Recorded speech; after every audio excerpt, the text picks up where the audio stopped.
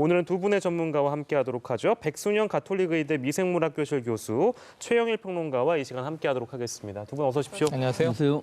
네, 저희가 확진자의 증가나 전체 확진자의 수는 거의 매일같이 짚고 있는데요. 물론 이것이 중요하지 않다는 얘기는 아니고요. 다만 완치자 수가 오늘은 좀 많이 나왔습니다. 네. 177명으로 일단 발표가 된 걸로 알고 있는데 이거를 좀 저희가 좀 들여다보면 확진자 수보다 완치자 수가 더 많다. 이건 어떤 의미로 좀 볼 수 있을까요, 백 교수님? 예, 그러니까 2월 말에 가면서 2월 29일 날 909명을 정점이었거든요. 예. 그러니까 그때까지 발생한 환자들이 지금 거의 치료가 돼서 나오니까 지금 상황으로서는 계속 완치자들이 늘어나고 예. 또 실제 확진자 수는 줄어들면은 전체적으로 봤을 땐 전체 환자 수는 줄어드는 이런 영향이 있겠죠. 네. 예, 완만하다고 지금 볼 수 있는 상황일까요? 어떻게 좀 진단할 수 있을까요? 실제 지금 그렇게 완만하지는 않고 감소세는 뚜렷합니다. 예, 예. 100명대 초반으로 확진자 수가 나오고 있고 예. 또 완치자는 굉장히 많이 늘어날 수 있거든요. 앞으로. 예, 예. 그러니까 앞으로도 100명대 수준에서 100명 이하로 떨어지면서 완치자의 증가폭은 더 클 것이거든요. 예. 900명이라는 숫자가 엄청나지 않습니까? 네. 근데 그 이후로는 이제 줄어들긴 하지만 예. 그 줄어들면서도 계속 500~600명 유지했기 때문에 이분들이 치료되는 시기를 보면은 뭐 그렇게 3주 이상 가는 분들은 중증으로 가는 사람들이 그렇게 많지 않기 때문에 예. 10명 중에 8명 정도는 대강 그 경증이나 혹은 무증상이었던 사람도 많이 있어서 예. 완치자도 빠른 속도로 늘고 이 감소세도 완연히 더 드러날 것으로 보입니다. 네. 예. 오늘 중앙방역대책본부의 브리핑에서도 역시나 이 서울 구로구 콜센터와 관련된 이야기가 좀 많았습니다. 확진자가 지금 100명을 넘었고 11층 외에 지금 9층, 10층에서도 계속해서 확진자가 나오고 있는데 여전히 감염 경로, 감염원이 오리무중입니다. 엘리베이터가 감염의 본상이다, 환기우다, 여러 가지 가능성이 제기되고 있는데 전문가로서 좀 어떻게 보고 계세요? 그러니까 대구 경북 지역에서는 지금 신천지가 대부분 아니었습니까? 그 이외의 지역에서는 신천지가 어느 정도 차지하고 그 일부분은 또 감염원을 전혀 모르는 사람들이 많이 있었어요. 근데 그 부분들이 이제 산발적인 이 집단 발생을 나타내다 보니까 지금 굉장히 상대적으로 상당히 큰 게 터지긴 한 건데 실제로는 그 203명의 직원들 중에서 80명이 양성이 나왔으니까 굉장히 많은 숫자거든요. 예. 그렇지만 그때랑 지금이랑 많이 다른 점은 지금은 전부 다 마스크 쓰고 다니고 환기도 하고 거리 두기도 하고 또 지하철이라든지 역사 같은 데 살균 소독도 굉장히 잘하고 있는 이런 상황이라 상황은 좀 다르고 또 지금 9층, 10층에서 나온 그 확진자들도 실제로는 그다지 역학조사로는 정확하지는 않습니다. 또 입주민 전체가 다 음성이라고 나왔기 때문에 예. 그 감염 경로를 보면 확실치는 않지만 대부분이 지금 감염원 자체는 잘 모르지만 예. 일단 확진자가 나온 데서부터 시작해서 그 감염 경로를 찾아보면은 9층에서 나오신 분은 사실은 11층 그 콜센터 직원이랑 개인적으로 접촉이 있었다는 말이 있는데 그 아마 역학조사에서 나온 것 같고요. 예. 10층은 지금 오리무중입니다. 한 분이. 예. 근데 전체적으로 봤을 때 엘리베이터에서 감염이 된다든가 혹은 복도에서 마주쳤는데 감염이 된다든지 또 혹은 1층에 그 화장실이 있었다는데 예. 그 공용으로 쓸 수 있는 화장실에서 감염되었다든가 하는 경로는 지금까지는 밝혀지지가 않아서 예. 아마 지금 10층에 있는 이 환자 한 명하고 또 한 명의 추가 환자가 있다고는 하는데 이분은 기존 확진자라고 해서 아마 그 정보는 확실치가 않은 것 같습니다. 따라서 지금까지로 봐서는 이 건물 안에서 예. 실제 그 직원과 접촉한 사람들은 밀접 접촉자 이외에는 큰 감염 경로는 아직까지는 밝혀진 게 없다. 그렇게 볼 수 있겠습니다. 그러니까요. 기존에 이 건물이 홀수층과 짝수층을 네. 또 따로 쓰기 때문에 감염에 대한 어떤 우려라든지 여러 가지 가능성을 좀 포함해놓고 아까 말씀하신 1층 화장실을 포함해서요.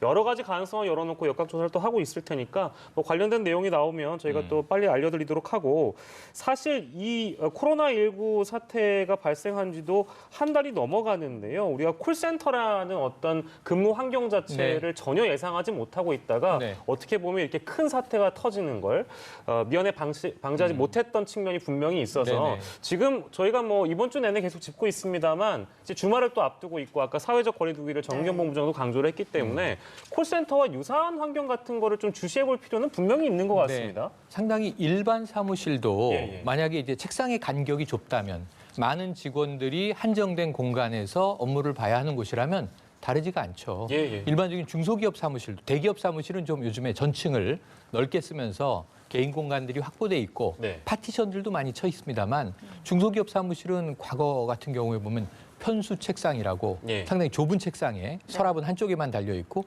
다닥다닥 붙어 있는 근무 환경이 얼마든지 있을 수 있거든요. 콜센터의 문제는 뭐냐면 늘 주의를 이미 요했던 PC방과 노래방을 결합하면 콜센터가 된다는 거죠. 네. 예, 사실- 그렇네요. 네네. 왜냐하면 우리가 이 마이크를 통해서 감염된다. 예. 코인 노래방 감염이 있어서 노래방 밀폐된 공간 위험합니다. 예. 마이크를 공용으로 쓰면 위험합니다. 비말이 묻어 있다가 옮길 수 있습니다. 그런데 이분들은 헤드셋을 쓰고 하루 종일 전화로 통화를 하셔야 되는 분들인데 교대 근무를 하신단 말이에요. 그리고 자리를 또 옮길 수도 있어요. 예. 일본에서 일하던 분들이 3번 자리에서 전화 받으세요. 이럴 수도 있고. 그럼 이 헤드셋, 마이크라고 하는 장비가 이 여러 사람이 돌려서 썼다. 이거 매우 위험한 게 되는 거고 네. 예. PC방의 이 키보드나 마우스를 마우스. 여러 사람이 만지는 경우에 손을 통한 감염이 매우 위험하다. 예. 늘 이야기해 왔던 건데 네. 문제는 우리가 이 다중 이용 시설인 PC방, 노래방은 위험하다고 했지만 예. 이게 결합된 형태로 하루 종일 교대 근무를 하는 콜센터는 강구하고 있었던 거죠. 예. 왜냐하면 여기는 일상적인 업무 공간이라고 생각을 해서 업체. 그런데 문제는 지금 이게 재택근무가 될 것이냐. 이분들이 또 개인정보를 다루는 분들이잖아요. 예. 그런데 이제 대기업은 보안 프로그램을 깔고 그렇죠. 재택근무가 된다고 하는 거라 SK텔레콤은 지금 25% 인력이 예. 콜센터 인력이 이 재택근무에 들어갔고요. 그리고 과거에 비해서는 이 붙어 있던 데서 간격을 훨씬 띄운 형태로 근무를 하면서 예. 지금 업무 조정을 하고 있는데 문제는 수많은 콜센터가 영세한 곳이 많습니다. 네. 중소금융사로부터 영업이라든가 고객 상담을 하청받아서 돌리고 있는 곳들이 많고 예. 여기 있는 분들은 다 정규직도 아니에요. 좀 1년이 되기 전에 단기 계약직으로 또 이제 이 인원들을 교체하는 곳인데 예. 위험한 곳이 전 사실상 많다. 대구가 지금 그걸 보여주고 있는데요. 예. 엊그제만 해도 콜센터 사태가 터지고 이 공공 콜센터에서 5명, 개별적으로 민간 콜센터에서 각각 1명씩 5업체에서 5명, 10명이라고 했는데 오늘 아침 기준으로 57명이에요. 그러니까 콜센터를 뒤져보니까 예. 확진자가 나오는 거예요. 그렇죠. 이런 부분에서는 콜센터 외에 이 대인 접촉, 대면 접촉이 많은 직군들은 위험하다고 초기부터 얘기했는데 이런 분들이 퀵 서비스나 배달 업무를 하시는 분들, 네. 우체국 택배도 마찬가지입니다. 왜냐하면 가까호호 배달을 해야 되니까 예. 감염된 분이 전파할 수도 있고 감염이 될 위험도 있고 이런 문제들에 대해서 어느 정도 좀 이 예방적 방역이 이루어지고 있는지도 예. 재점검해 볼 필요가 있겠습니다. 네. 네. 지금 비단 근무 환경뿐만 아니라 사실 대중교통을 통한 감염에 대한 어떤 두려움도 계속 이어지고 있거든요. 역시 잇따르는 질문은 과연 대중교통은 안전한가? 여기서 감염될 가능성은 어느 정도인가? 좀 이런 부분인 것 같습니다. 예, 없다고는 할 수 없겠죠. 하지만 중국에서의 그 역학 데이터를 보더라도 실제로 그 많은 사람들이 지역 전파가 완전히 만연되어 있었던 이런 상황에서도 사실은 대중교통에서의 전염은 그다지 없었다고 하거든요. 예. 근데 우리나라의 상황을 지금 보면은 이 대중교통에 문제가 난 게 이 콜센터 직원들이 과연 대중교통을 타고 다니면서 얼마나 노출을 했나 이 문제인데 예. 실제로는 사무실에서는 마스크를 쓰고 있지 않았지만 그 이외에서는 전부 마스크를 쓰고 있었다고 해요. 그리고 또 이 버스나 지하철 여러 군데를 탔었을 때 그 지하철 자체도 상당히 많이 소독이 되어 있고 역사도 다 소독이 되어 있는 상태에서 또 타고 있는 승객들이 거의 대부분 마스크를 하고 있거든요. 예. 그러니까 거리는 좀 좁아져 있을지언정 결국은 마스크를 다 하고 있어서 방벽이 돼 있었고 또 집에 돌아가 갖고 손만 잘 씻는다면 이 감염 경로는 아마 지금으로서는 거의 안 나올 것이 아닌가 그렇게 생각은 들지만 예. 역시 이 논리상으로 봤을 때 감염 경로로서는 성립할 수 있기 때문에 예. 없다고 얘기할 수는 없습니다. 예. 그렇습니다. 자, 이런 상황에 방역 당국이 바짝 긴장하고 있는 일이 하나 있습니다. 신천지 대구교회 교인 5,600여 명 어제 격리 해제됐는데요. 내일이요. 신천지의 창립일이라고 해서 이렇게 되면 뭐 물론 대구시 같은 경우에는 모임하지 말라, 집회하지 말라 이런 어떤 행정명령이랄까요? 이런 것도 내린 상황이지만 그 기존의 뭐 어떤 은폐 내지는 번복 신천지 교인들이 자가격리 기간 중에도 소규모 모임을 가졌을 것이다라는 어떤 네. 일정 부분의 우려, 의심 이런 것들이 많았잖아요. 맞습니다. 근데 지금 이런 상황에 과연 신천지 교인들께서 5,600여 명이 격리 해제된 상황인데 신천지 창립일 과연 모이지 않을 수 있을까? 네네. 걱정이 되네요. 표면적으로는 모이지 않을 거라고 봅니다. 예, 지금 예. 사회적 눈총이라든가 지금 또 스스로도 이제 이 건강, 안전의 문제가 있지 않습니까? 어제 격리 해제가 됐는데 그것도 미뤄져서 예. 계속 이제 이 권영진 대구시장이 전수 검사 받아라. 아직도 뭐 270명 안 받았다. 예. 이렇게 이제 호소를 하면서 이제 이 검사를 끝내고 이 미뤄진 이제 격리 해제가 어제 이루어졌는데요. 예. 이틀 후에 신천지 입장에서는 중요한 날이죠. 네. 이 창립일인데 문제는 이것을 공개적으로 이 대중 집회를 모인다. 예. 그럼 저는 신천지가 지금 바라지 않을 겁니다. 아마 이 사회적 비난을. 예. 오히려 우리도 피해자입니다. 이 당국에 최대한 협조하고 있습니다. 이렇게 이제 호소하고 있는 상황이잖아요. 예. 그래서 저는 뭐 이만희 총회장의 특별 편지가 나올지 모르겠지만 모이지 않을 것인데 문제는 신천지의 특성이 점조직화돼 있다는 게 계속 확인되고 있어요. 네. 예. 그래서 문제는 드러나지 않게 활동을 많이 했다는 거죠. 네. 한마음 아파트도 대표적입니다. 한 아파트 140명 주민 중에 94명이 신천지 신도일 줄 누가 알았겠어요. 하지만 지역 주민들은 이 근처에 신천지 교인들이 많다. 예. 이거는 뭐 포교 활동을 통해서 체감하고 있었는데 이런 이 사태가 터지고 확인해 보니까 우리가 좀 깜짝 놀랄 일들. 대구 지역만 10여 개의 일종의 이 집단 거주 시설이 있다. 전국적으로는 훨씬 더 많고 서울 쪽은 더 많다.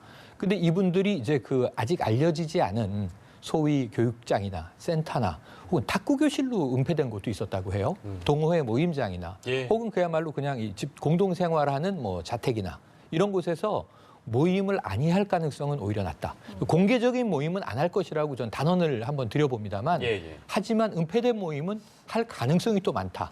그러니까 이게 이제 숨어서 한다는 거죠. 예. 근데 많은 신천지 교인의 가족분들의 증언이 요즘 나오고 있는데 그렇게 요즘에 텔레그램으로 소통을 많이 한다는 거잖아요. 여러 가지 뭐를 감춰라, 예. 뭐는 뭐 밝히지 마라 예. 이런 얘기들이 오간다고 이 요즘에 신천지 부부 갈등도 많이 또 나오고 있어서 예. 이게 가정 폭력으로 이어지는 건 절대로 바람직하지 않고 예. 전 뭐 종교의 자유가 존중돼야 된다고 봅니다만 그거와는 논외로 예. 신천지 교인들이 다 이렇게 소조직화되어 있는 소통망을 통해서 예. 지금 뭔가 작은 모임들은 또 내일 다발적으로 있을 수가 있다. 네. 네. 그래서 이런 부분들은 미리 좀 없기를 바라면서 예. 신천지에 다시 한번 당부를 드려봅니다. 예. 정말 이 사회적 거리두기에 신천지만 이게 뭐 어떤 불편을 감수하라는 게 아니고 불이익을 가지라는 게 아니라 지금 천주교 같은 경우에는 200여 년 만에 처음으로 미사를 중단하고 네. 예. 전 교구가 안 모이고 있잖아요.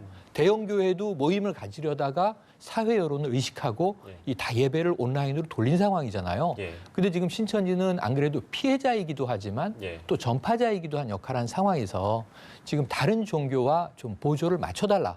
이런 정도의 요구를 드리는 건 무리가 아닐 것 같습니다. 제가 이 말씀 받아가지고 백순영 교수께 궁금한 게 그러니까 표면적으로는 신천지라는 연결고리가 확인된 확진자의 비율은 뭐 매일 줄어들고 있기 때문에 그렇죠. 그럴 수밖에 없죠. 그럴 수밖에 없는 상황이잖아요. 그러니까 이제 외피적으로 보기에는 이제 신천지라는 어떤 변수는 이제 좀 내려놔도 되겠다라고 생각하시는 분들도 있는 것 같아요. 하지만 아직은 아니다. 어떻게 보세요? 예, 그건 아직은 아닌 것이 이게 예. 지금 점점 내려가고 있는 것은 신천지 교인들의 전수조사가 끝나서 예. 확진자들이 다른 쪽에서 많이 나오니까 상대적으로 이 확진자 수 퍼센트가 줄어드는 것뿐이지 그렇죠. 실제로 신천지 교인들의 양성률이 너무나 높았었기 때문에 예. 혹시라도 남아있을 수 있는 지금은 음성이지만 혹시라도 발현될 수 있는 분들이 분명히 있을 수 있을 것 같아요. 예. 또 한 가지는 다른 사람들이랑 또 교류를 소규모 모임을 함으로 해서 또 이 안에서 조그마한 확산이 쫓아가느냐. 일어나면은 우리가 모르고 있다가 지난번에도 크게 터진 거 아닙니까? 그렇죠. 그렇기 때문에 이런 재확산이 일어나지 않으려면은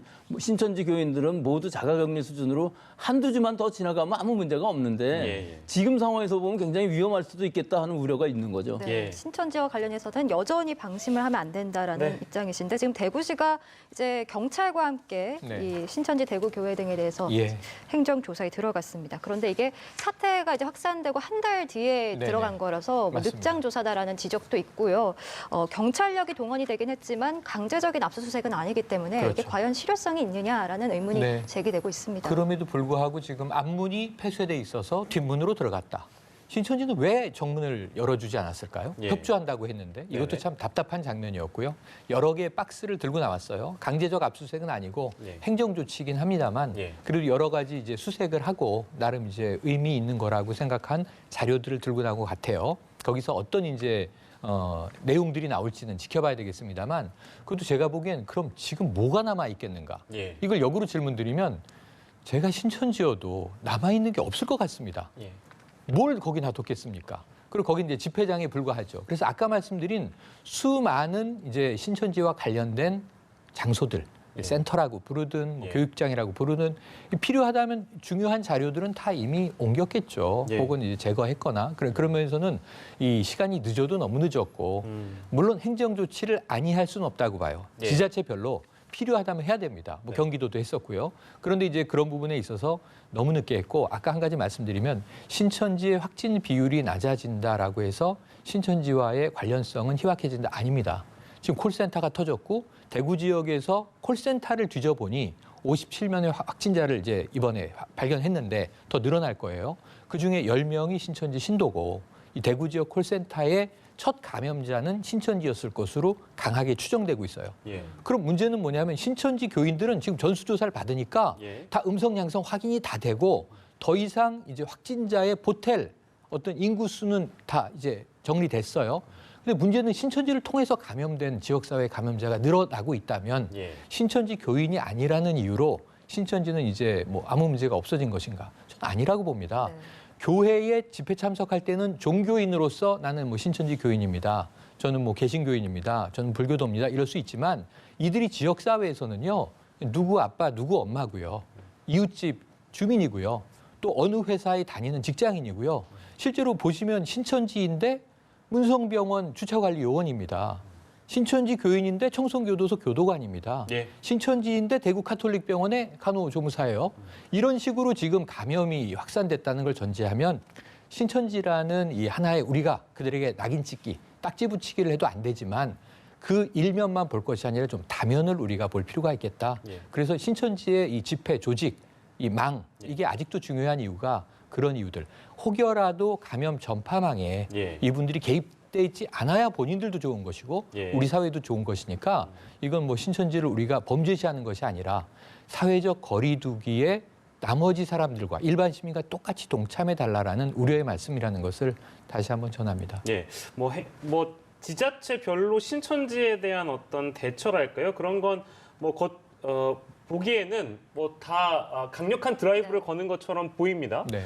그중에 가장 아마 강하다고 할 수 있는 게 아마 서울시, 특히 박원순 서울시장의 행정력일 텐데 법인 허가 취소 이거와 관련돼서 일찍이 의견을 낸 적이 있는데 이게 실제 이루어질 수 있는 것인지 만약에 또 취소가 된다고 그러면 신천지라는 게 사라지는 건가? 이거에 대한 의문점이 좀 있습니다. 네네. 이게 일단 해볼 수는 있죠. 이건 예. 해볼 수 있고 해볼 만한 이 서울시의 조치인데 문제는 신천지 측이 행정소송을 걸 거예요. 부당하다. 네. 지금 과거에 우리가 뭐 정교조의 사례라든가 여러 또는 최근에는 한유총도 있습니다. 예. 아직도 소송이 이어지고 있습니다. 예. 1년이 넘었는데. 그러니까 이제 이 취소 명령은 부당하다라고 행정소송을 제기하면 소송이 오래 갑니다. 그 결과 취소될 수도 있고 아닐 수도 있지만 신천지 측 입장도 그렇고 제가 객관적으로 보건대도 그렇고 사라지지 않죠. 뭐가 사라지냐면 사단법인이라는 하나의 페이퍼에 존재하는 그 이름, 명칭은 사라질 수 있지만 그리고 혜택이 사라집니다. 뭐냐면 이제 이게 종교단체로서 사단법인이 되면 면세나 감세 대상이 된단 그렇죠. 말이에요. 네. 신천지가 막대한 부동산을 보유하고 있는데 예. 지금까지 서울시가 이 명령을 왜 내릴 수 있냐면 2억 원 정도의 감세를 해준 겁니다.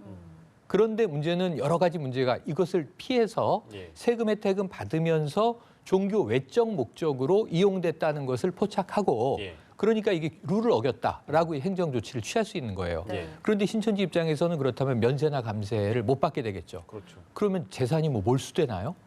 아니면 모이면은 법적으로 잡아가나요? 그렇지 못합니다. 예. 그래서 종교적인 집회는 사단법인이 아니어도 임의단체로도 할 수 있는 거예요. 네. 실제로는 아무런 허가를 받지 않아도 자의적으로 모여도 대한민국에는 집회 결사의 자유가 있기 때문에 예. 이걸 해상할 수가 없는 겁니다. 그래서 종교적인 하나의 실체로서의 신천지는 사라지지 않는다. 네. 다만 이제 사단법인이라는 행정적인 페이퍼상의 이제 자격을 득실하고 그리고 여기서 이제 어떤 뭐 세금 혜택에 예. 이제 그러한 그동안의 우위를 잃을 수는 있지만 예. 그렇다고 이것은 신천지 측의 의지이기 때문에 저는 사라지기는 어렵다고 봅니다. 네, 예. 그동안 받았던 여러 가지 혜택들이 사라지는 정도다. 맞습니다. 이렇게 정리를 하겠습니다. 그리고 지금 정부 세종청사도 비상입니다. 확진 예. 환자가 계속 나오고 있고 특히 해양수산부를 중심으로 확진자가 늘어나고 있는데 여기도 역시나 감염 경로가 지금 불명확하고요. 이렇게 환자가 이곳에서 계속 나오면 행정 공백을 우려하는 시각들도 굉장히 지금 많습니다. 이 부분 어떻게 보고 계십니까? 그렇죠. 그래서 지금 범부처가 협력을 해갖고 총력을 다해도 지금 될까 말까 한 이런 시기에 이 행정부서들이 격리가 되고 자가 격리를 하고 그러면은 결국은 복지부 직원들도 방역을 직접 담당하고 있는 분들 아니겠습니까? 네. 거기까지 이렇게 가게 되면 굉장히 우려가 되는데 현재로 봐서는 그 종합 청사에 지금 많은 사람들이 생기고 있기 때문에 이 감염 경로는 일단 확진자가 나온 이후에 접촉자를 전부 찾아서 지금이라도 빨리 격리하고 빠른 조치가 있어야만 이러한 행정 공백이 안 생기지 이게 퍼져나가기 시작하면 여기에야말로 진짜 이 당국이 문제가 생길 수 있는 이런 아주 위중한 사태인 것 같습니다. 예, 그러니까 이전에 저희가 뭐 보통 의료 공백 얘기는 많이 했었는데 최근에 이제 세종청사에서 이런 일들이 벌어지니까 행정 공백에 대한 우려가 많이 나옴과 동시에 물론 이제 같은 공무원으로서 모든 현장에서 일하시는 분들의 안전도 중요하지만 사실은 그 다른 그러니까 외부로 좀 시각을 돌려보면 뭐 이란 같은 경우에는 뭐 차관이나 뭐 장관 뭐 네, 이런 분들이 네. 실제 코로나19 확진을 받잖아요. 네. 근데 우리 고위공직자들은 괜찮은가에 대한 어떤 맞습니다. 걱정이랄까 좀 개인적으로 좀 들어서 예를 들면 문재인 대통령도 현장을 방문하거나 그렇죠. 뭐 혹여 차관이 만약에 걸리면 네. 차관이 장관과의 밀접한 접촉을 하니까 장관도 위험하고 그렇죠. 장관이 또 국무회의 들어가니까 대통령도 위험하고 그렇죠. 이런 분들 괜찮을까요? 걱정이 좀 돼서. 저는 괜찮지 않다고 봅니다. 예. 이 방역에 대해서는 네. 이런 쪽은 행정 공백을 막기 위해서 의료인이 감염되면 너무너무 지금 가슴이 아팠던 거예요. 왜냐하면 지금 전투병력인 거예요. 네. 바이러스와 전쟁의 최전선에서 싸고 있는 의료인이. 그래서 제가 제일 황당했던 게 대구시 서구의 보건소에서 예. 검역 팀장이 신천지 교도인데 그렇습니다. 그걸 나중에 이야기하고 네. 확진되니까 의료인 50명이 의료 현장에서 배제. 예. 이게 얼마나 안타까운 일입니까? 이제 이런 것들인데 사실은 이제 의료인 못지않게 행정 지원도 해야 되는데 그 사이에 뭐가 있냐면 지금 그러면 비대면으로 행정 민원들을 처리하다 보니 그게 콜센터예요. 사실은 다산 콜센터 등 이 1339 전화하세요도 콜센터예요. 사실은. 그렇죠. 네. 근데 여기에 콜센터가 다 무력화돼 버리면 전화를 해도 안 받으면 지금 당장 증상이 있는 분들이 답답해지는 거거든요. 그래서 지금 어떻게 하냐면 이러한 것들을 그럼 콜센터를 요즘엔 채팅으로도 메신저로도 상담을 해주고 인터넷으로도 이제 소통을 할 수 있으니까 전화 콜 이 상담 방식을 이제 온라인 상담 방식으로 전환을 하고 있는 중인데 이걸 좀 빨리 활성화해야 되는 상황인데 예. 지금 말씀하신 대로 이 의사 결정을 해야 되는 주무부처의 장들이 예. 네. 뭐 제가 보기엔 실국장, 실무선에서는 컨트롤 타워들이죠, 사실은. 이들이 한 명이 현장에서 배제가 되면 예. 그것은 조직 시스템들이 하나씩 이제 불이 꺼지는 겁니다. 예. 그래서 저는 굉장히 중요하고 이분들에 대한 방역은 초비상으로 해야 한다. 예. 또 이제 현장 방문들 많이 요즘에는 또 총선이 얼마 안 남다 보니까 각 정당의 지도자나 후보들이 예. 방역하는 모습을 연출하느라고 소독하고 다니시는데 예. 저는 그게 의미 있는 건가 좀 거꾸로 여쭤보고 싶어요. 그거 뭐 효과 없다는 전문가들도 좀 있긴 합니다. 예. 그러니까 이분들이 저는 뭐 이 안철수 대표의 경우에는 의사니까 예. 부부가 대구에서 모습을 보이는 건 국민들에게 좋은 반향을 얻고 있어요. 예. 아 역시 사람은 자기의 전문 영역에 있을 때 빛나는구나 이런 장면들을 보게 되는데 예. 아 나머지 후보들은 혹시 의료인이면 모르실까 좀 이런 거 안 하셨으면 좋겠다는 생각이 들고 예. 안전을 지키는 게 더 최우선이다. 그래서 저는 대통령을 비롯하여 예. 국무위원들과 예. 각 부처의 현장 실국장급까지 예. 알 뿐이겠습니까? 뭐 예. 과장급이든 사무관급이든 또는 뭐 주사급이든 모두 다 안전 최우선인데 일단은 해수부 600명은 지금 세종청사에서 재택근무, 예. 이 전수 검사 이렇게 들어갔는데 예. 퍼지고 있어서 걱정인데 일전에 이 보건복지부 직원 한 명이 확진됐을 때 예. 이분이 업무상이 아니고 이제 취미 활동이 줌바 댄스여서 예. 감염된 것으로 확인됐잖아요. 예. 공무원도 퇴근하면 또 일반 시민이에요. 네. 감염원은 굉장히 찾기 어려울 것 같아요. 예. 그런데 문제는 이 감염이 부처 내로 들어가면 예. 정말 금방 퍼진다는 점에서 세종은 소통을 강조하기 위해서 또 모든 부처들이 건물이 옥상이 터 있습니다.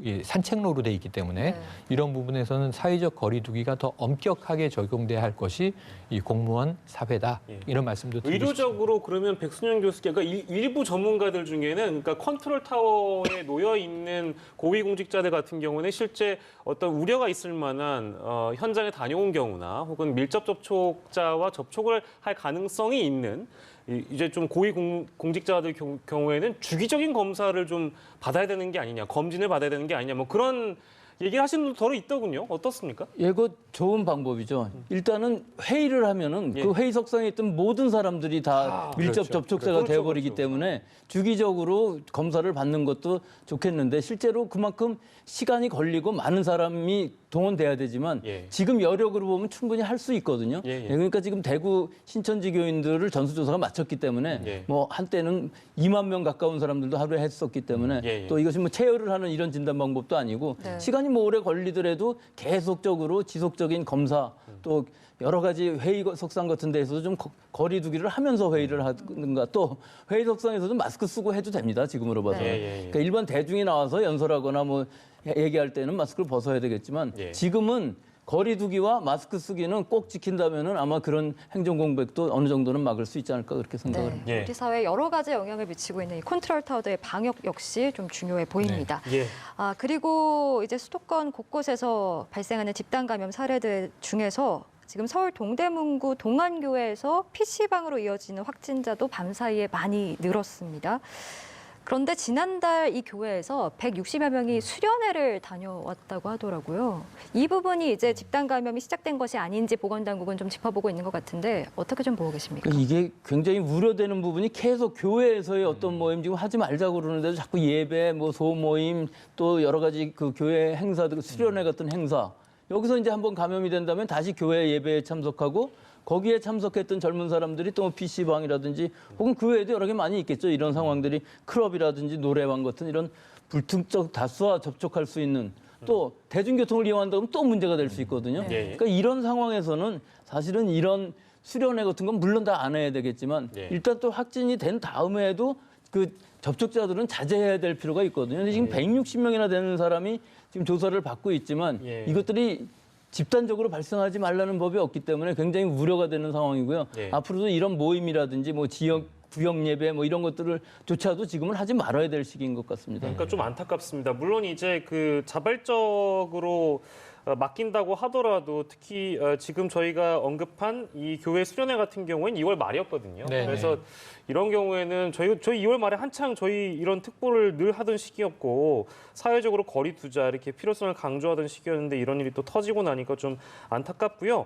자, 그리고 저희가 마스크 얘기 저희 잠깐 해보겠습니다. 그 보건용 마스크 뭐 공급 부족 문제 여전한 상황이긴 하고 오부제 시행한 지금 5번째 날인데 네. 많은 분들이 여전히 마스크 찾고 계실 거예요. 근데 KF94 아주 극초반에 이제 정부에서는 이 정도는 해야지 안전하다라고 강조했던 마스크였는데 이걸 KF80으로 마스크 생산을 전환 유도한다. 이거 어떤 차이가 있다고 봐야 되겠습니까? 94, 99로 가면 좀 더 숨쉬기도 답답하고 네. 미세먼지 같은 경우에는 더 많이 걸러주겠죠. 하지만 99라고 할지라도 사실은 바이러스 사이즈로 보면은 큰 차이는 없습니다. 다 통과는 할 수 있는 사이즈지만 예. 지금 이 감염이 공기 감염이 아니고 비말 감염이기 때문에 막아줄 수 있다는 것이거든요. 예. 그러니까 보통 일반적인 면역력을 가지신 분들은 사실은 보건 마스크까지 쓸 필요도 없겠지만 예. 그래도 처음에 식약처가 보건 마스크를 사용하라고 그랬으니까 80 정도만 쓴다 해도 굉장히 좋은 거거든요. 예. 그러니까 94에서 80으로만 내린다 하더라도 그건 상당히 뭐 그 만드는데 좀 품이 덜 들어간다니까 그렇게 내려서 더 많은 마스크를 만든다면은 보건 마스크를 공급하는 데 있어서는 굉장히 숨통이 트일 수도 있다. 그러니까 단순하게 이제 이 뉴스 보신 분들은 그러면 진작에 KF80으로 전환했으면은 더 빨리 더 많이 만들었을 거 아니냐? 라는 지적인데 그건 어떻게 보세요? 글쎄요, 그렇겠죠. 근데 실제로 그건 99, 94, 80 이런 게 다 용도별로 했던 것이고 또 위로 올라갈수록 사실은 그 보통 사람들이 딱 맞게 썼을 때 숨쉬기도 어려운 99 같은 것들은 수술할 때나 쓰는 것들인데 그것까지도 쓰고 다니는 그렇다면서요. 사람들이 많이 있거든요. 예. 그러니까 사실 용도에 맞지 않는 것들을 자꾸 위에 것을 요구하다 보니까 이런 상황이 생긴 것이니까 예. 사실은 80으로 빨리 전환하는 게 좋았을 것으로는 보이지만 뭐 지금 와서 그걸 빨리 했었느냐 말았느냐를 논하는 것은 좀 늦은 감은 있고요. 예. 알겠습니다. 자, 이제 세계 얘기도 좀 해보죠. 세계보건기구가 어제 결국에 팬데믹 선언을 했죠. 팬데믹 공포에 지금 증시가 폭락을 했고 역시 우리나라의 경제에도 악영향을 미칠 수밖에 없을 것 같습니다. 앞으로 좀 어떻게 전망하고 지금 계십니까? 팬데믹 선언을 하고 어제 폭락을 했는데 이 트럼프 대통령이 대책을 발표하고 대실망을 해서 또 폭락을 했어요. 사실은 뾰족한 대책은 없어요. 트럼프 대통령의 대책이 뭐 그렇게 나쁘거나 잘못됐느냐 뭐 그건 아니라고 보는데 예. 미국이 유럽으로부터 유럽발 미국 입국을 전면 중단한다. 예. 30일이라는 기간을 제한을 뒀습니다만 이 초유의 일이다 보니까 예. 세계 이 경제가 충격받을 수밖에 없고 뉴욕 증시가 10% 가까이 하락을 했고요. 네. 유럽도 마찬가지, 아시아도 마찬가지. 우리도 오늘 그냥 이 증시 개장하자마자 직격탄을 맞아서 코스닥은 지금 서킷 브레이커. 예. 그다음에 이제 코스피는 이제 사이드카. 네. 사이드카가 어제 오늘 이틀 연이어 발동된 게 예. 8년 7개월 만이고요. 그리고 이제 코스닥이 이제 서킷 브레이커가 걸린 건 4년 1개월 만인데 세계 증시 어둡습니다. 사실상 우리나라는 지금 올해 경제 성장률 전망치 2%대 어려울 것이다. 예. 이게 현실로 다가오고 있는데 그러면서 저는 정치권에 좀 요구를 드릴 것이 이 당정도 좀 지금 다투고 있어요. 이해찬 대표가 뭐 홍남기 경제부총리 경질설. 예. 근데 이제 이것은 아니고 더 좀 강하게 추경을 하라는 압박이다. 이렇게 이제 이야기를 했습니다만 이게 서로 지금 의견이 다 다릅니다. 예. 근데 지금 이 글로벌 경제에서 우리가 지금 생존하기 위해서는 저는 강력한 추경이 필요하다고 보고요. 예. 이 부분을 지금 당정이 빨리 머리를 맞대고 오늘 그래서 문재인 대통령 경제 수장들하고 회의하면서 아까 속보들이 나오고 있는 거거든요. 네. 즉 공매도에 대한 추가 조치 내겠다. 꼭 필요합니다. 지금 매도를 계속하면서 떨어지고 있는 거잖아요. 외국인 투자금 빠져나가고 있는 거고 여기에 대해서는 우리가 브레이크를 꽉 잡아야 되는 타이밍이 왔고 예. 그리고 지금 이 임시 금통이 열릴 것 같습니다. 예. 금리 인하도 이제 거론할 것 같은데 이 지금 선제적인 조치를 좀 써야 된다. 우리 재정을 관리하는 주로 이 관료 사회가 좀 과도하게 보수적이다. 이런 느낌이 들어요. 지금은 역사상 초유의를 우리가 겪는 거거든요. 바이러스와 싸우는데 이 후폭풍이 경제까지 올해 내내 우리 경제에 내수 수출에 타격을 줄 텐데 지금 미리 좀 선제적으로 의료 부문만이 아니라 경제도 우리가 예방 주사를 놔야 한다면 좀 예. 강하게 놔야 할 때가 아닌가 이런 생각을 해봅니다. 예. 팬데믹 선언이 되면서 아무래도 이 코로나19 사태를 비단 한 국가만 괜찮으면 뭐 괜찮은 게 아니라 그렇죠. 그러니까 전 세계적으로 연결돼 있는 어떤 범세계적인 대응을 세계인들이 함께 해 나가야 된다는 그런 계기가 된 것 같은데 모르겠습니다. 이게 이제 우리 정부 당국도 지금까지 최선을 다해서 이 코로나19를 막아내고 있기 때문에 해외에서 이제 우리 사례를 모범적 사례로 여기고 있는 국가들도 많이 늘어나고 있는 것 같고, 근데 제가 이제 아까 그 팬데믹 선언을 언급한 이유는 우리만 괜찮으면 되는 게 아니라 미국도, 일본도, 다른 나라들이 지금 너무 최악의 상황으로 나아가고 있는 상황이라 이게 또 다시 이제 우리 국내로 유입되는 경우가 그 역유입? 걱정되기도 해서 저희가 국제 상황을 그래서 짚는 건데요. 미국하고 일본 사례를 보면 좀 걱정되는 게 굉장히 많이 있어서 백수영 교수께서 보시기에는 미국과 일본의 그 현재 상황은 어떻게 좀 진단하고 계시는지 궁금합니다. 어떤 상황에 놓여 있다고 바라보고 계세요? 그러니까 미국하고 일본하고 상황 말씀드리기 전에 먼저 예. 중국의 상황을 보면은 중국은 많이 이제 나아졌다고 또 아니, 많이 나아졌는데 거꾸로 예. 중국은 영유입되는 사람들이 환자의 대부분, 확진자의 대부분을 차지하고 있어요. 지금. 영유입. 영유입. 외국으로부터 들어와서 중국에서 확진이 되는 그러니까요. 사람들. 그게 대부분이고 중국에서 발생하는 건 거의 없습니다. 예, 예. 그러니까 중국은 거의 잡혔다고는 볼 수가 있겠죠. 예. 우리는 아직까지 그렇게 잡혔다고는 볼 수 없지만 잡을 수 있다 하는 정도일 것이고요. 예, 예. 일본의 경우는 잡지를 않는다 하는 상황으로 얘기를 할 수가 있을 것 같아요. 아. 즉 잡지 않으면은 진단을 하지 않으면은 예. 확진자 수가 나오지 않고 그 대신에 진단을 못 받게 하지만 중증으로 가게 되면은 치료는 잘해주겠다 예. 하는 식이고 또 그다음에 사망을 해도 사망자의 통계에서는 넣지 않겠다는 식으로 해서 전체적으로 이렇게 억지를 하고 있습니다. 전체 진단 수도 얼마 안 되고 예, 예. 실제로 우리는 22만 3만 되는데 거긴 지금 10,000 좀 넘는 정도의 숫자이기 때문에 예. 실제로 진단을 못 받게 하는 것이 이 정치적인 압력인데 근데 문제는 예. 일반적인 국민 정서가 그거에 대해서 별로 문제를 삼지를 않고 있어요. 이것이 맞다고 생각하고 예. 뭐 견디면 되고 그냥 예. 낫고 말면 된다는 식이기 때문에 예. 실제로 낫고 맞는 사람들이 대부분입니다. 그래서 안 잡히는 것뿐이지 예. 실제 일본의 이 통계는 정확하지 않다. 예. 믿을 수가 없다. 예. 환자를 치료한 것도 몇 명 되지도 않고 예. 그 임상 결과들도 사실은 그다지 믿을 수 없다는 것이 예. 일본의 상황이고요. 예. 미국의 경우는 좀 더 심각하죠.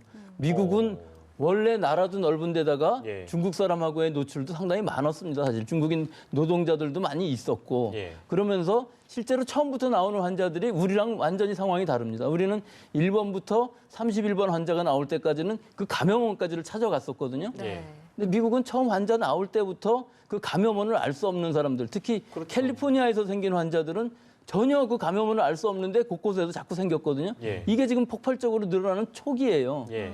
근데 진단을 거의 못해요. 예. 즉 진단비 자체가 보험이 제대로 되어 있지 않기 때문에 예. 어떤 의료기관에 가서 진단을 받고자 해도 대부분은 키트가 없어서 진단을 못 받고 받을 수 있다고 그래도 뭐 3,400불 이런 청구서가 날아오든가 아니 보험이 있으면 한 1,500불 정도로 끝난다고 그러고요. 예. 아무리 싸게 받아도 뭐 3,300불, 400불 이 정도고요.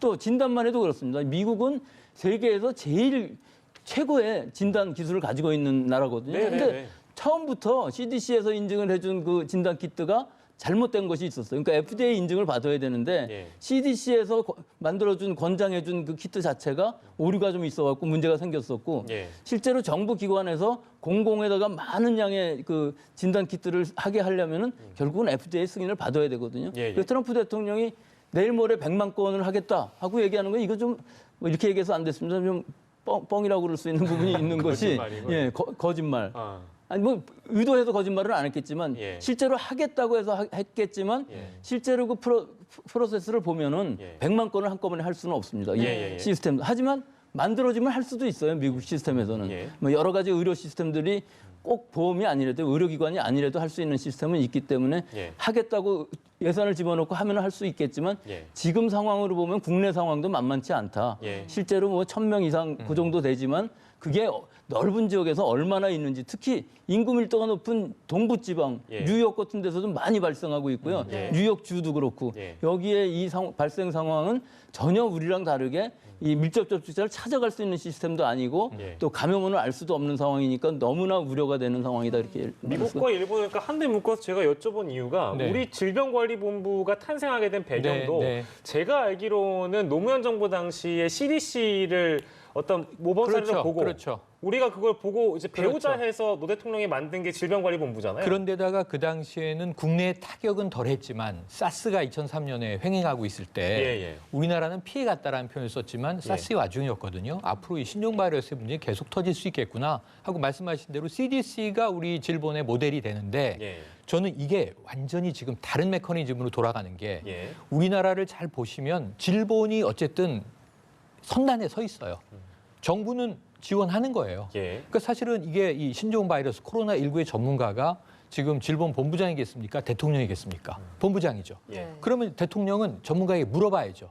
어떻게 방역을 해야 되겠습니까? 정부는 어디에 자원을 투입해야 되겠습니까? 어떻게 해야 대구 경북을 우리가 지켜낼 수 있겠습니까? 그럼 전문가들이 한 이야기를 정부는 최대한 신속하게 지원할 수 있는 정책적인 지원이 되는 건데 예. 우리나라도 완벽하진 않지만 어쨌든 삐그덕거리면서 중앙정부, 지방정부 그리고 질병관리당국, 보건당국 예. 가는 거거든요. 네. 거기 또 국무총리가 지금은 중대본의 본부장을 맡고 있어요.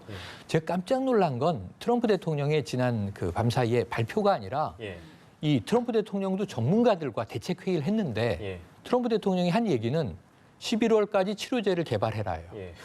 그러니까 이 의료 과학자들이 깜짝 놀라는 겁니다. 예. 제일 빨라도 18개월 걸립니다. 예. 이거 지금 백 교수님이 누누이 방송에서 예, 예. 하신 말씀이거든요. 예. 근데 좀 이제 긴급 허가를 내줄 수 있는 방법들을 찾아보자.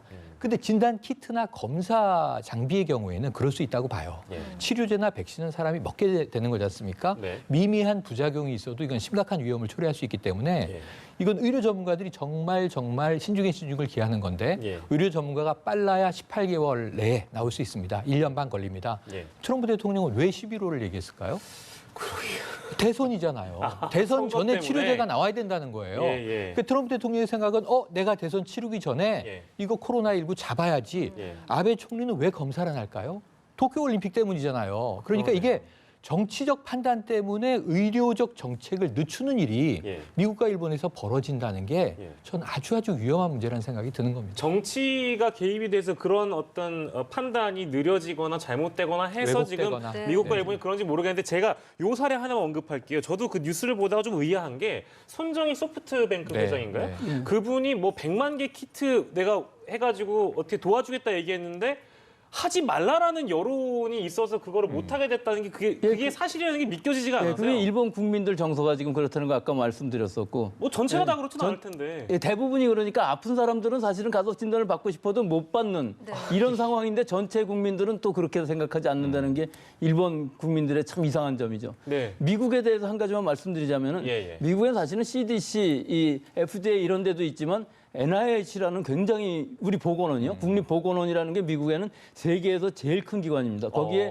전문가가 사실은 해군 계급도 갖고 있을 정도로 거기가 아주 우수한 연구 집단이고 이런 방역의 전문가 집단들인데 그 대통령 뒤에 보면은 거기에 그 바이러스를 전문으로 하는 세계 최고의 권위자가 같이 있는데 전혀 의견을 듣지를 않는다고 그래요. 그쪽 전문가들의 의견을 듣지 않고 사위랑 의논해서 모든 것들을 하기 때문에 미국 지도부가? 네, 미국 지도부가 정치권이 사위는 변호사라거든요. 그렇죠. 그러니까 사위 얘기는 들어도 그 전문가들 집단들이 다 있는데도 불구하고 이런 뭐 유럽발 입국 금지라든지 뭐 100만 건을 한꺼번에 하라든지 현재의 상황을 잘 모르는 즉 효과 대비 부작용 이런 것들을 전문가 의견을 어느 정도 들어야 되는데 미국은 지금 이상하게도 선진국인데도 불구하고 모든 게 세계 최첨단을 가고 있는데도 불구하고 그 정책을 보면 우리나라보다 훨씬 떨어져 있는 이게 좀 이상한 상황이 벌어지고 있는 것이 미국의 지금 현실입니다. 그러네요. 그러니까요. 컨트롤 타워의 역할이 얼마나 중요한지를 좀 여실히 느낄 수 있는 부분들인 것 같습니다.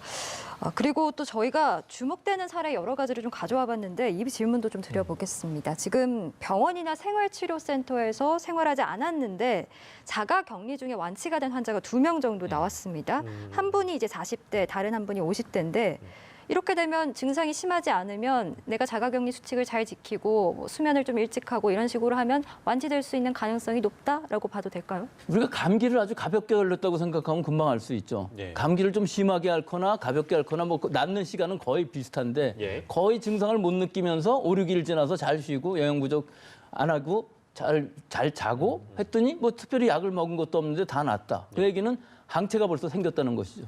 그러면은 완치가 됐고 음성이 나오고 이틀 음성이 나오면 격리 해제가 되는 것이니까 완전히 치료가 됐는데 특별히 치료제를 한 적은 없죠. 사실은 감기도 치료제로 낫는 것이 아니거든요. 이게 거의 코로나 바이러스라는 게 감기균하고 같은 거니까 일반 감기들이요. 그러니까 결국은 낫는 과정은 거의 비슷한 상황으로 얼마든지 5, 6일 안에서도 나올 수 있다 하는 것이 일반적이죠. 지금. 조금 혼돈스러운 게 음성을 2차례 받았다가 혹은 다음에 양성이 됐다든지 혹은 뭐 보도에 의하면 일부 보도에 의하면 뭐 재감염 사례가 있다든지 뭐 이런 것들이 있잖아요. 그러니까 아까 항체라는 얘기를 해주셨는데 우리가 보통 항체라는 걸 일반적으로 이해하면 항체가 생기면 더 이상 그 질병에 걸리지 않아야 되는데 뭐 재감염 사례도 있고 뭐 이런 경우는 어떻게 좀 이해해야 돼요? 그건 그 설명에서는 조금 다른 거죠. 재감염이라는 의미는 다른 바이러스가 새로 생겨서 재감염이 되는 것이 지금으로서는 설명이고요. 음성이 됐다는 얘기는 우리 바이러스라는 게 총 감염 초기에는 점점 바이러스가 늘어나다가 우리 몸에서 저항하는 항체가 생기면은 바이러스 숫자는 줄고 항체 숫자는 늘어나는 것이거든요. 그러니까 그 회복되는 말기쯤 가면은 바이러스는 거의 없고 항체가 많은 거죠. 그렇지만 완전히 낫지 않았다면은 바이러스는 아직도 있는 것이거든요. 근데 유전자 검사에서는 그 부분이 체크가 안 되는 것이죠. 음성으로 나오는 건 너무나 낮기 때문에. 하지만 아직 완치가 안 된 상황에서 만약에 퇴원을 했다. 그럼 그 다음에 자기 면역력이 좀 떨어지든지 그러면 그 바이러스가 완전히 없어지지 않았기 때문에 다시 조금 올라갔다가 이제 완치가 되는 이런 상황이 되는 것이거든요. 그러니까 최후의 순간에서는 그 음성, 양성이 왔다 갔다 할 수는 있는 것이지만 사실은 키트가 그것들을 완전히 잡아낼 수 있어야 되는 것은 숫자가 한두 개 있다고 해서 잡을 수는 없지만 어느 정도 민감도는 유지가 돼야 되는데 우리 맨 처음에 개발한 키트는 그 부분이 약간 높다 하는 부분이 있어서 뭐 초기에 여러 사람들을 진단하는 데는 유용했지만 그 부분들은 좀 더 나은 키트들하고 서로 경쟁을 시켜서 더 싸고 좋은 키트를 상용화하는 것이 더 중요한 것 같습니다. 알겠습니다. 그리고 지금 또 걱정이 되는 부분이 코로나19의 증상이 뭐 이제 하나로 딱 특정할 수 있는 증상이 아니잖아요. 그래서 호흡기 증상만 보고 환자를 판단했다가 이게 오히려 감염이 됐는데 안 된 걸로 또 판정이 날 수도 있고 여러 가지 좀 걱정이 되거든요. 이 초기 증상에 대해서는 이런 증상까지도 코로나19로 봐야 된다. 뭐 이런 거 좀 짚어주실 거 있으실까요? 일반적으로 여러 가지 독감이라든지 이런 거는 근육통이 갑자기 나타나는데 이 증상은 거의 근육통도 아주 미미하게 권태감 정도고 아예 아무런 증상도 없는 사람들도 초기 증상이 굉장히 많거든요. 그런데도 폐렴이 되는 사람들은 면역력이 떨어져 있는 사람들은 폐렴이 되는데도 증상이 잘 안 나타나는 즉 이 열이라든지 기침이라든지 이런 것들은 다 우리가 면역 반응 중에서 나타나는 부수적인 현상이거든요. 바이러스를 밀어내기 위한 제어하기 위한 현상이기 때문에 사실은 미국에서도 완전히 증상이 하나도 없는데도 진단을 해서 양성이 나오는 사람도 많고 중국에도 그런 예들이 많았고 우리나라에서도 무증상 감염이 굉장히 많은 게 이 바이러스의 무서운 점이죠. 저희가 한 30초 정도 남았는데요. 많은 분들이 보도로 접하셨을 테지만 코로나19에 감염된 뭐 유명인들이 전 세계적으로 많이 이제 네. 속속 나오고 있습니다. 많다는 표현이 좀 조심스럽긴 한데요.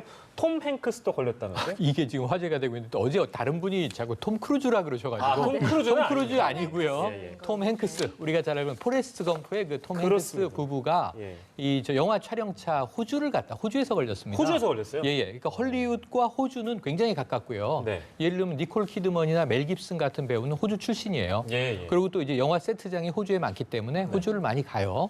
그런데 이 톰 행크스 부부가 이 촬영 때문에 호주를 방문했던 예. 과정에서 아마 감염된 것 같고 이제 확진이 된 상황입니다. 예. 그러니까 이제는 뭐 셀럽, 예. 흔히 명사라고 피해가지 않고 아까 예. 말씀하신 대로 지위 고하와 상관없는 거죠. 진짜 바이러스는 그러네요.